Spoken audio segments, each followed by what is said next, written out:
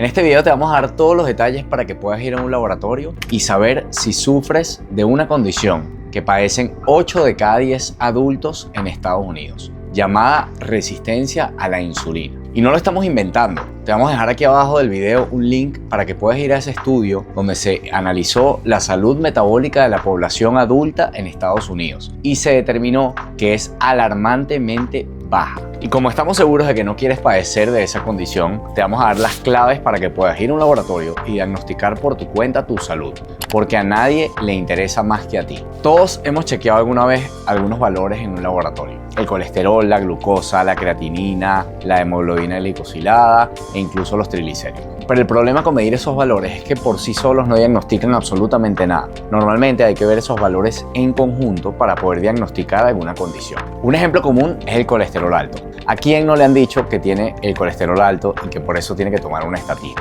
Pero realmente no existe ninguna condición médica relacionada con tener el colesterol alto. Nadie se enferma por tener mucho colesterol en su cuerpo. Lo mismo ocurre con la glucosa, porque te han dicho que tenerla entre 75 y 100 son valores normales. Y detrás de esa glucosa que parece controlada, puede haber un problema de insulina que causa resistencia a la insulina, la condición en la que queremos que te enfoques el día de hoy, porque es la que da pie a enfermedades como la diabetes tipo 2, la hipertensión arterial o el hígado graso. Y antes de darle la palabra a Leire, puedes ir a este video que hicimos hace una semana para que entiendas de qué se trata esa condición y por qué se produce en nuestro cuerpo. Considerar que una persona goza de salud metabólica solamente porque tiene su glucosa por debajo de 100 en ayuno es un error médico. La salud metabólica es algo mucho más grande que eso, y si tomas previsiones a tiempo vas a poder evitar complicaciones como la diabetes tipo 2, la hipertensión, el hígado graso o el sobrepeso. Y en esta parte te quiero hablar del valor más importante para entender si tienes o no salud metabólica,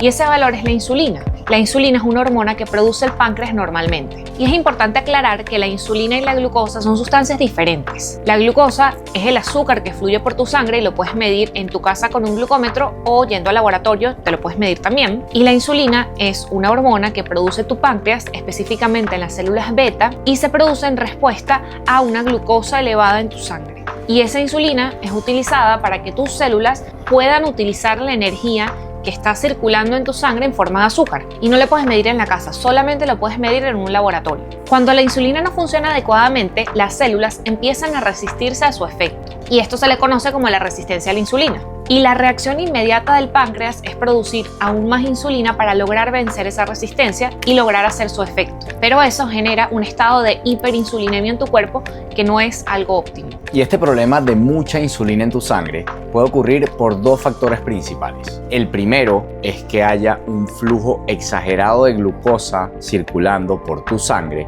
que le exija al páncreas producir más insulina de lo normal para mantener esos niveles de glucosa bajo control. Y el segundo punto, que es algo de lo que poco se habla, es el consumo de aceites vegetales o aceites industriales de semilla que tienen un alto contenido de ácido linoleico, que es una forma de grasa que genera resistencia a la insulina por parte de las células. Y te preguntarás qué hacemos acá hablando sobre la resistencia a la insulina, si es algo con lo que tú no te relacionas o sobre lo que probablemente nunca has escuchado que haya demasiados riesgos. Pero la verdad es que la insulina en exceso genera resistencia a la insulina, y ese estado de resistencia a la insulina sostenido por décadas es lo que termina en un diagnóstico de diabetes, de hipertensión, de hígado graso, de sobrepeso e incluso de infertilidad. Por eso, aunque tu médico no te lo mida, tienes que ir a un laboratorio y hacerte los análisis de lo que te va a hablar Leire más adelante para que tú puedas diagnosticar tu salud. Porque si te encuentras en ese momento o en esa etapa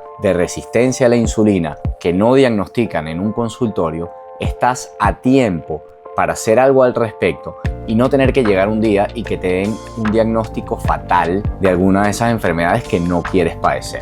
Entonces, nuestro enfoque el día de hoy es preventivo, es para que tú puedas ir al laboratorio y adelantarte a un diagnóstico que no quieres padecer.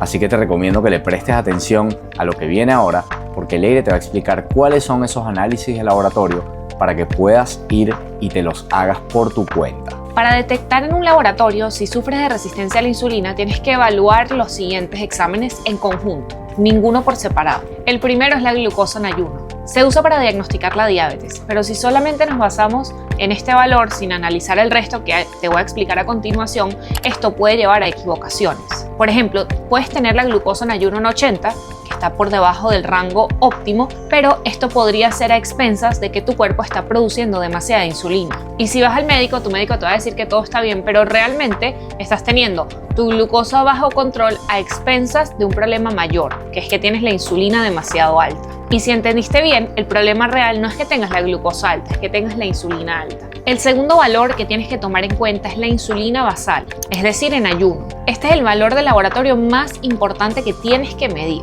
Y la verdad es que es lamentable que a nivel clínico muchas veces se ignora este valor. Y lo que mide es precisamente cuánta insulina está produciendo tu páncreas.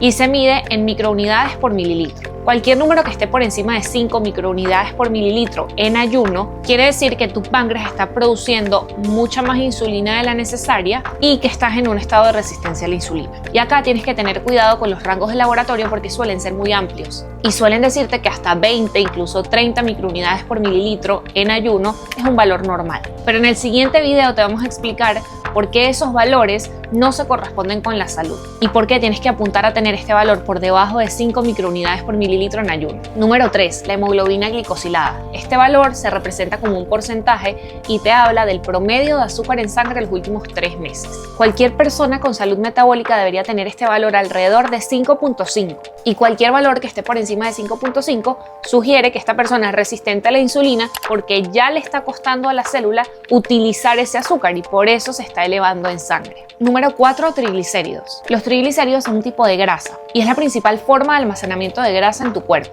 Y aunque los laboratorios recomiendan que el rango normal sea hasta 150 miligramos por decilitros, realmente tendrías que apuntar a que estén por debajo de 100. Número 5. El HDL, que es el colesterol mal llamado bueno. Y lo más importante no es ver este valor aislado, sino ver la relación que existe entre los triglicéridos y el HDL. ¿Y cómo vas a obtener este resultado? Vas a dividir tus triglicéridos entre el valor del HDL. De manera óptima deberías tener una relación 1 a 1, es decir, que tu HDL esté por encima de 60 y que tus triglicéridos estén por debajo de 100, idealmente alrededor de 75. Pero si tus triglicéridos están alrededor de 150 y tu HDL en 40, vas a hacer esa división y te va a dar un número muy distante a 1. Y eso significa que tu riesgo cardiovascular está aumentado. Número 6. AST y ALT, que son transaminasas hepáticas y nos hablan de cómo está funcionando tu hígado. Cuando tus células no responden adecuadamente a la insulina, se altera el metabolismo de carbohidratos y de lípidos también. Y esto favorece